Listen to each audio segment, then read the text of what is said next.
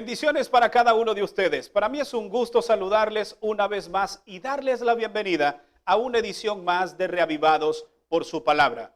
Hoy meditaremos en el capítulo número 8 del libro de Jeremías. Una exhumación es retirar los cadáveres de una tumba de un ser humano. Este proceso se lleva a cabo por diferentes razones. En algunas culturas, de hecho, esta es una falta de respeto en memoria a los difuntos. Sin embargo, un juez puede perfectamente autorizar una exhumación con el fin de determinar cuál fue la muerte de aquel que está enterrado en dicha tumba.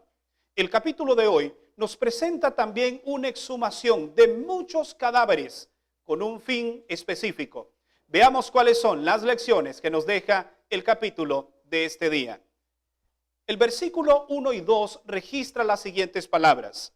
En aquel tiempo, dice Jehová, sacarán los huesos de los reyes de Judá y los huesos de sus príncipes y los huesos de sus sacerdotes y los huesos de los profetas y los huesos de los moradores de Jerusalén.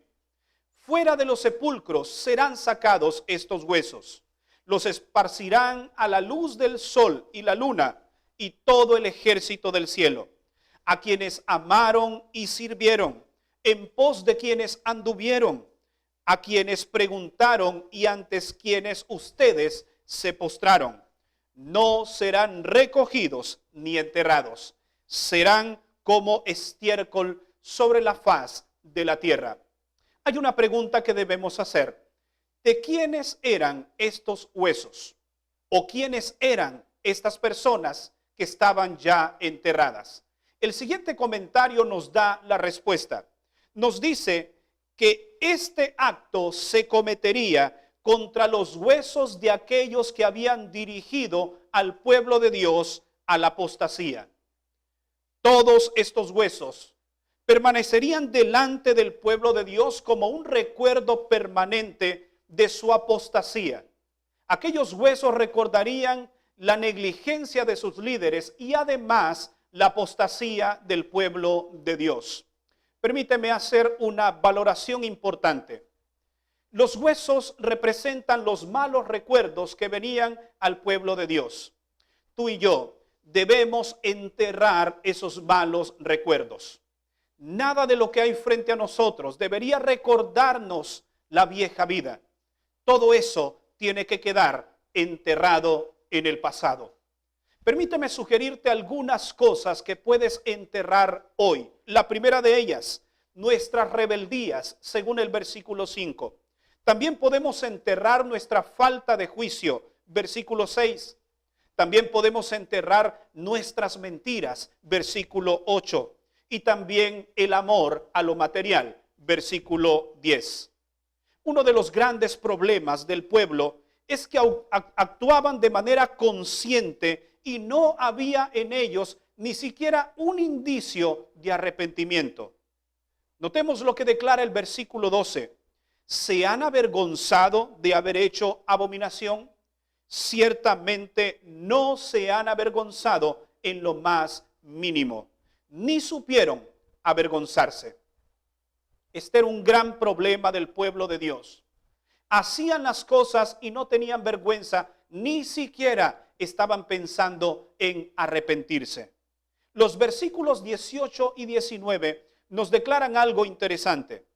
Al ver tanta indiferencia, Dios se lamenta de la condición de su pueblo. Notemos lo que declaran estos textos. A causa de mi fuerte dolor, mi corazón desfallece en mí. He aquí, voz de clamor de la hija de mi pueblo, que viene de la tierra lejana. ¿No está Jehová en Sión? ¿No está en ella su rey? ¿Por qué me hicieron airar con sus imágenes de talla, con vanidades ajenas? ¿Cuántas veces el pueblo de Dios hizo que su corazón doliera? Permíteme hacerte una pregunta que compete a ti y a mí responderla el día de hoy. ¿Cuántas veces hemos hecho que el corazón de Dios se duela a causa de nuestras rebeliones? El versículo 21 declara: quebrantado estoy por el quebrantamiento de la hija de mi pueblo. Entenebrecido estoy, espantado me ha arrebatado. No solamente debemos considerar los momentos en los cuales hemos hecho que el corazón de Dios se sienta triste. También debemos valorar de qué manera hoy en día tú y yo podemos hacer que el corazón de Dios se alegre, que Dios pueda sentirse orgulloso que nosotros seamos sus hijos. ¿Cuántas veces has hecho que el corazón de Dios sangre de dolor? ¿Por qué no comenzamos hoy tomando la decisión de dibujar una sonrisa en el corazón de Dios en vez de provocar dolor hacia Él? ¿Cómo lo podemos hacer? En primer lugar, debemos nosotros valorar y escuchar la voz de Dios. Y notemos lo que declara el versículo 4. Así ha dicho Jehová, el que cae no se levantará, el que se desvía no volverá al buen camino. Si en este momento te sientes extraviado, es tiempo de volver a los caminos de Dios.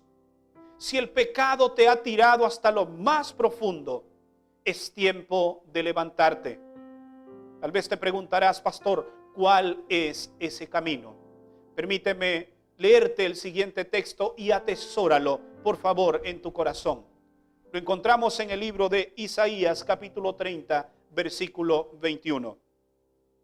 Y declara lo siguiente. Escucha la voz de Dios diciéndote, este es el camino, andad por él. Dios te muestra el camino por el cual debes andar en rectitud y en santidad delante de su presencia.